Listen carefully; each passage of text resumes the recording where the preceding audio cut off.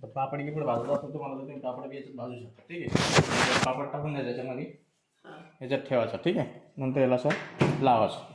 ठीक आहे. आता याला तर आपल्याला हे द्यायचं आहे.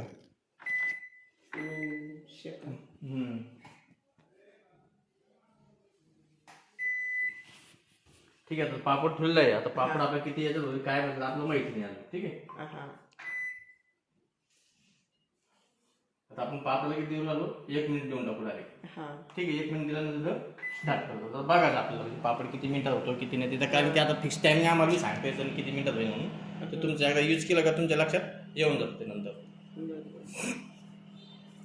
दिसून जातो. हां, दिसतं ना तुम्हाला झालं की नाही झालं. उघडून बघायचं असलं डायरेक्ट याला स्टॉप करायचं. ठीक आहे. इकडे फिरलं मिनिट लागते आणि इकडे फिरलं की सेकंड लागते. हा गोल बटन. बाजरीची ज्वारीची भाकर समज त्याच्यात ठेवू शकतो आपण. हा, गरम करण्यासाठी. हा, इकडे भाजून नंतर ती नाही तसं फुलासाठी नाही होत. तसं यायचं नाही. डायरेक्ट मग कच्ची चपाती होईल, भाकर नाही व्हायची. नाही का? नाही, मोठं पण लागतं. मग भाकरी भाजत्या समज छोट्या छोट्या. हा, छोट्या छोट्या असं पतल्या लागतं तुम्हाला. चपात्यासारख्या भाकरी भाजते ना. हा, तसं.